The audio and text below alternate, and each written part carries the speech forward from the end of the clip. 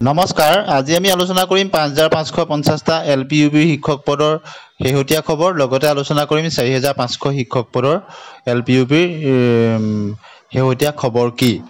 আৰু এই সম্পৰ্কত আপোনালোকে নিশ্চয় অৱগত হৈছে যে NISDLEDৰ যিটো ৩০ তাৰিখৰ যিটো শুনানি হৈ গ'ল, তাৰ অৰ্ডাৰ কপি ওলালে। গতিকে 10 দিনৰ সময়সীমা বিচাৰিছে এফিডেভিটৰ কাৰণে, আৰু 10 দিনৰ পিছত এফিডেভিট দিয়াৰ পিছত পুনৰ লিষ্টিং হ'ব কেছটো হাইকোৰ্টত।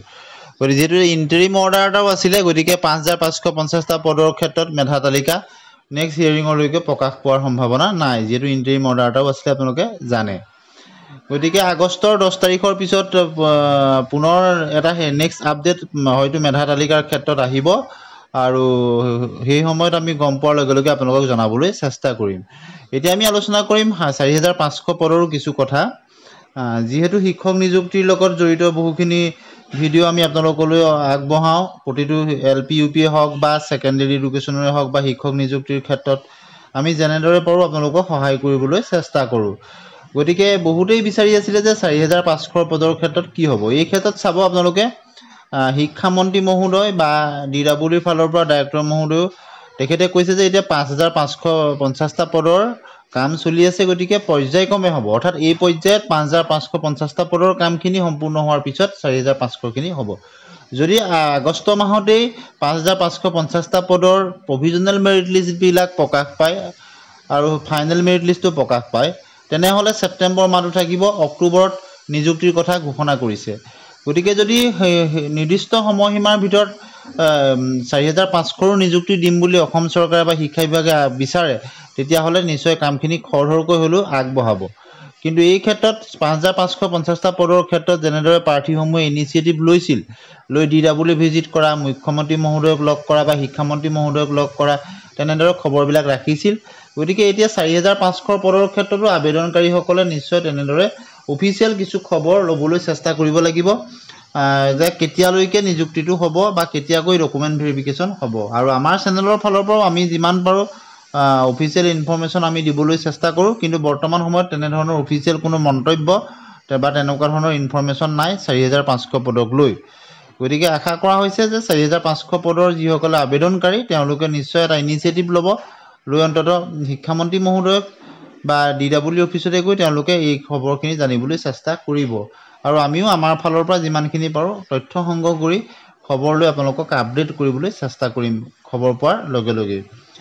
আৰু এই যিটো নিযুক্তি প্ৰক্ৰিয়াত কিছু প্ৰাৰ্থীসকলৰ ধৈৰ্যও লাগিব, কিয়নো আপোনালোকে জানে শিক্ষা বিভাগৰ ক্ষেত্ৰতে যথেষ্টখিনি গোচৰ থাকে, তাৰ মাজতে চৰকাৰে নিযুক্তি প্ৰক্ৰিয়াখিনি আগবঢ়াই নিছে। আপোনালোকে দেখিব 2019 চনত যেতিয়া অসম চৰকাৰে অসম টেট অনুষ্ঠিত কৰিছিল, তাৰপিছতো বিভিন্ন ধৰণৰ কেছবিলাক হৈছিল, তথাপিও তাৰ মাজত তেতিয়া SSৰ ফালৰ পৰাও নিযুক্তি দিয়া হৈছিল। 19 চনৰ ক্ষেত্ৰতে যেতিয়া আপোনালোকে দেখিছিলে বহুখিনি প্ৰাৰ্থী পাছ কৰিছিলে, তাৰ প্ৰায় 50%তকৈ অধিক প্ৰাৰ্থী সেই সময়ত নিযুক্তি পালে। কিছু প্ৰাৰ্থী থাকি গ'ল, পুনৰ 21 চনত আকৌ টেট হ'ল, 21 চনতো বহুখিনি প্ৰাৰ্থীয়ে পাছ কৰিলে। গতিকে 19 আৰু 21 মিলাই প্ৰায় 45,000 প্লাছ প্ৰাৰ্থী পাছ কৰিছিলে, 46,000 মান প্ৰাৰ্থী হ'ব টোটেল। আপোনালোকে LPUB যদি চায়, কিছু বেছি হ'ব পাৰে, কমো হ'ব পাৰে। আৰু ঠিক একেদৰে প্ৰতি বছৰতে কিন্তু চৰকাৰে 10,000, 5,000 এনেদৰে নিযুক্তি প্ৰতি বছৰে দি আছে। আৰু শেহতীয়া যিটো লাষ্ট যিটো ৰিক্ৰুইটমেণ্ট হৈছিলে, আপোনালোকে জানে তাত CTETকো মান্যতা দিলে। গতিকে CTETক মান্যতা দিয়াৰ কাৰণে CTETখিনিও লাষ্টৰ ইয়াৰ আগৰ ৫৫৫০টা পদৰ আগৰ ৰিক্ৰুইটমেণ্টটোত CTETখিনিয়ে তেওঁলোকে সুযোগ পালে। তাৰ আগৰ ক্ষেত্ৰত কিছু CTETৰ প্ৰাৰ্থী থাকি গৈছিলে, তেওঁলোকৰ ক্ষেত্ৰতো প্ৰভিজনেল মেৰিট লিষ্টবিলাক প্ৰকাশ পাই আছে। সেই সময়ত তেওঁলোকক সুযোগ দিয়া হোৱা নাছিল, তেওঁলোকক নোপোৱাৰ কাৰণে তেওঁলোকে গোচৰ তৰিছিল, আৰু তেওঁলোকৰ প্ৰভিজনেল মেৰিট লিষ্টবিলাক ওলাই আছে। ফাইনেল লিষ্টখন এতিয়ালৈকে পাব্লিছ কৰা হোৱা নাই।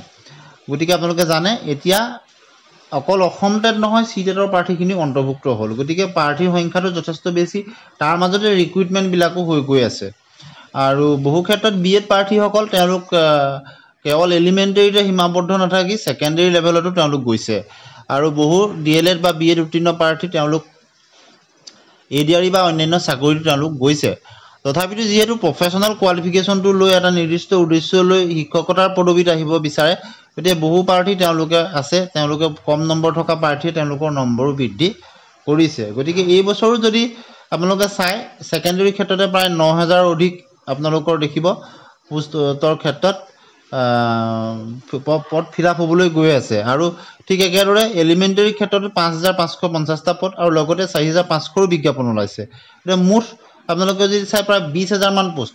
গতিকে অসম চৰকাৰৰ যিটো এই পদক্ষেপ এক আদৰণীয় পদক্ষেপ, যাক আপোনালোকে জানে যে বিভিন্ন কেছ মোকৰ্দমা থাকে, বিভিন্ন থাকে, তাৰ মাজতে নতুন পদ্ধতি মতে চৰকাৰে কিছু সংস্কাৰ কৰি পুৰণি পদ্ধতিত যিহেতু বহুতেই অভিযোগ কৰিছিল যে তেওঁলোকৰ টেটত নম্বৰ ভাল কিন্তু তেওঁলোকৰ একাডেমিক্সত নম্বৰ কম থকাৰ কাৰণে পোৱা নাছিল। গতিকে এইবাৰ নতুন পদ্ধতিত হ'বলৈ গৈ আছে। গতিকে এই সম্পৰ্কত আশা কৰা হৈছে যে চৰকাৰে যেনেদৰে আগবঢ়াই নিছে নিকা আৰু স্বচ্ছ পদ্ধতিত সকলোখিনি কাম আগবাঢ়িছে আৰু আশা কৰা হৈছে যে অতি সোনকালেই প্ৰভিজনেল মেৰিট লিষ্টবিলাক ৫,৫৫০টা পদৰ ক্ষেত্ৰত প্ৰকাশ পাব। যিহেতু আপোনালোকে জানে ন্যায়ালয়ৰ ইণ্টাৰিম যিটো অৰ্ডাৰ থকাৰ কাৰণে এই বছৰটো থকাৰ কাৰণে হয়তো কিছু পলম হৈছে, কিন্তু যিহেতু অক্টোবৰতে নিযুক্তি হ'ব তাৰ আগতে নিশ্চয় ৫,৫৫০টা পদৰো সকলোখিনি হৈ যাব। আগষ্ট মাহতেই আশা কৰা হৈছে প্ৰভিজনেল মেৰিট লিষ্টবিলাক প্ৰকাশ পাব বুলি। আৰু ৪,৫০০ পদৰ ক্ষেত্ৰতো চৰকাৰে যদি ইচ্ছা কৰে যে একেলগে নিযুক্তি দিম বুলি, তেতিয়াহ'লে কিন্তু খৰখেদাকৈ হ'লেও তেওঁলোকে ভেৰিফিকেশ্যনখিনি কৰিব আৰু নিযুক্তি দিব। আৰু এই ক্ষেত্ৰত কিন্তু কেতিয়াৰ পৰা হ'ব সেই কথাটোত কিছুদিনৰ আগতে DWD ডাইৰেক্টৰ মহোদয়ে কৈছে যে পৰ্যায়ক্ৰমে হ'ব, অৰ্থাৎ প্ৰথমে ৫,৫৫০টা পদৰখিনি হ'ব, তাৰ পাছত ৪,৫০০খিনি হ'ব। আৰু অভাৰলেপিং যাতে নহয় তাৰ কাৰণে যিহেতু এতিয়া আপোনালোকে জানে এলিমেণ্টেৰী আৰু ছেকেণ্ডেৰী দুয়োটা মিলাই স্কুল এডুকেশ্যন বুলি কোৱা হয়, বিদ্যালয় শিক্ষা বিভাগ। গতিকে দুয়োটা বিভাগৰ মাজত তেওঁলোকে যোগসূত্ৰ ৰাখি যাতে এলিমেণ্টেৰী আৰু ছেকেণ্ডেৰী যাতে অভাৰলেপ নহয়, এটা পোষ্টতে ২-৩জন প্ৰাৰ্থী সোমাই নাযায়, সেই ক্ষেত্ৰতো ইনিচিয়েটিভ লোৱাৰ কথা কৈছে। গতিকে আশা কৰা হৈছে যে ৫,৫৫০টা পদৰ ক্ষেত্ৰতো কাট অফ কমিব আৰু তাৰপিছত যদি ৪,৫০০খিনি আৰম্ভ হয়, ইনিচিয়েটিভ যদি 1:1 কেণ্ডিডেট হয়, অৰ্থাৎ অভাৰলেপ নহয়, তেনেহ'লে নিশ্চয় কাট অফ কমিব আৰু কম নম্বৰ থকা প্ৰাৰ্থীৰ কাৰণেও সুযোগ আহিব। গতিকে আজিৰ ভিডিঅ'টোত আপোনালোকক এইখিনি কথা আগবঢ়াই দিলোঁ আৰু শেহতীয়া খবৰ পোৱাৰ লগে লগে আপোনালোকক দিবলৈ চেষ্টা কৰিম। গতিকে আপোনালোকে ভিডিঅ'টো লাইক কৰি দিব আৰু কমেণ্ট ছেকশ্যনত গৈ হাইপ বটনটো টিপি দিব। এনেধৰণৰ ভিডিঅ' বনাবৰ কাৰণে আমাক উৎসাহিত কৰিব আৰু লগতে মতামতখিনি আপোনালোকৰ কমেণ্ট ছেকশ্যনত ভদ্ৰভাৱে লিখিব। আজিলৈ আহোঁ, ধন্যবাদ।